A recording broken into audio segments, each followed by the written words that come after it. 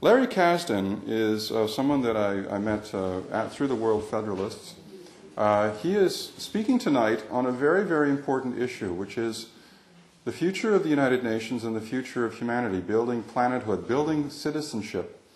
The part that, of course, intrigued a lot of people at the Peace Conference where he spoke is also the idea of a citizens' assembly, the idea that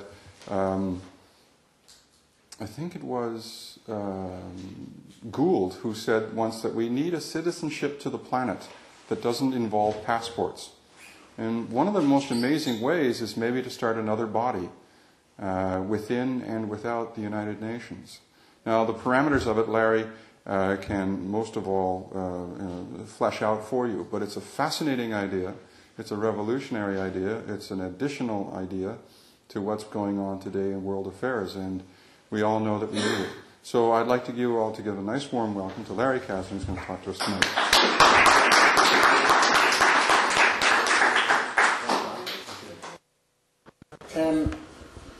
First of all, have you seen this picture before?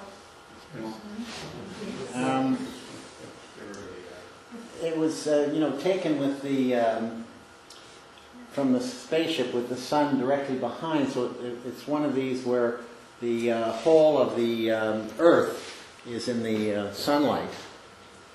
And this one actually has a name. It's called the Blue Marble.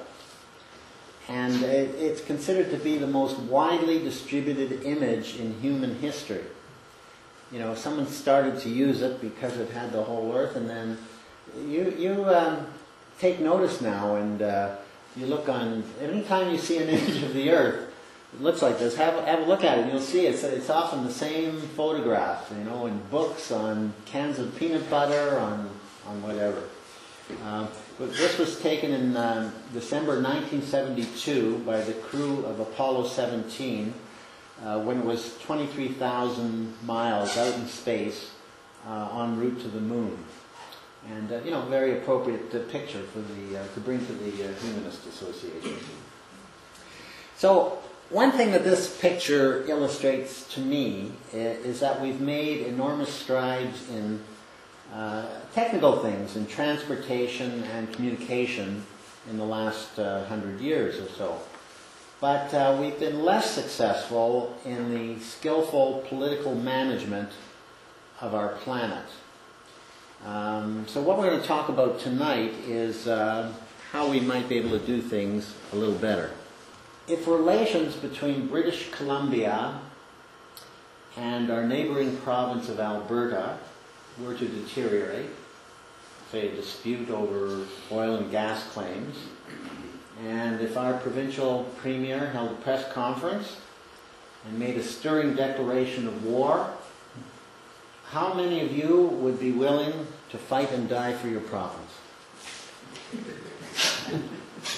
If you think back to November 11th, Remembrance Day, you're aware that millions of people, many of them young men and women, have given their lives for their countries because of disputes that their political leaders were unable to resolve. So I'll let you think about this question, whether you're willing to give your life to fight Albertans, dulca et decorum est pro provincia mori, how sweet and honorable it is to die for your province.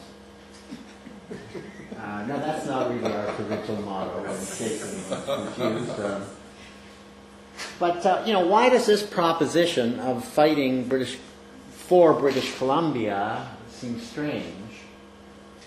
So, BC may be a distinct political unit, but we're embedded in a larger constitutional arrangement of Canada. We vote for a provincial premier, but we also vote for a Canadian Prime Minister, and so we have influence and interest at both levels. This is our system of Canadian federalism, where we have parliaments and elected legislatures, both in provincial capitals, such as Victoria, and at the national capital in Ottawa.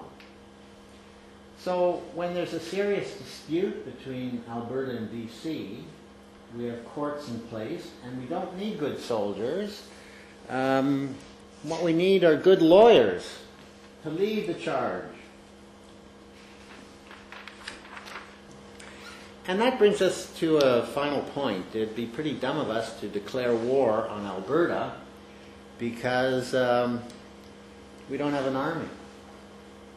And neither does Alberta. So at this level, we're demilitarized.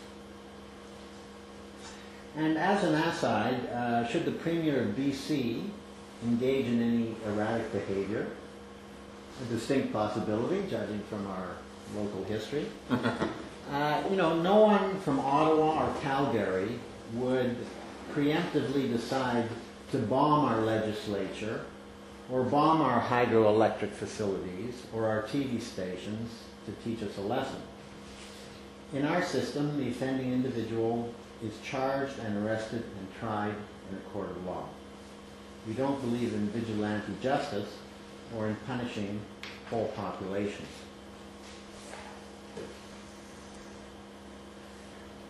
Billions of dollars spent on guns, bombs, cruise missiles, fighter jets, nuclear, biological, and chemical weapons.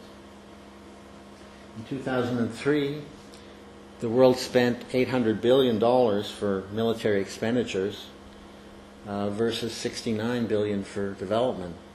But this brings us to the basic concept of subsidiarity, an essential principle of federal systems. Each function should be carried out at the closest possible level to the people affected and at the lowest level consistent with the efficient performance of the task. Now, could we apply this basic principle to the world in an attempt to address various problems? When you examine this chart, it's a bit of a revelation. You look at the column for the United Nations and you see that it basically lacks most powers of government that are available at city, provincial, and national levels. Essentially a forum for countries to meet and debate, the UN has no popular direct elections by citizens. It has no independent sources of revenue. It has only a minor ability to pass laws, especially because there's a veto at the level of the Security Council. And it has, little ability to enforce them through courts and police action. The idea of some kind of world authority that could be popularly elected, raise its own monies, and make and enforce decisions, even in a very limited jurisdiction, might strike you as somewhat wishful and utopian. But think about this. Some people argue that slavery would never be abolished because it had existed in many different countries for thousands of years and was even found in the Bible. Yet today, slavery as an institution has almost completely disappeared. So my proposition to you is this. If we are to abolish war as an institution in the rest of the world, then we need to similarly embed all countries in a larger structure of global government, just as BC and Alberta are embedded in Canada, and France and Germany are embedded in the European Union. This, of course, means we have to develop an identity as global citizens and create those democratic world institutions that provide us with control by means of direct voting rights. We vote for councillors at City Hall. We vote for MLAs in Victoria. We vote for MPs in Ottawa. Why shouldn't we vote for parliamentarians to represent us at the United Nations to provide the good government which is so demonstrably lacking at the global level? People, not just nations, must have a voice at the United Nations, a reinvigorated United Nations, with sufficient powers to solve the grave problems we lay at its doorstep. I would like to thank from the bottom of my heart Larry coming here tonight.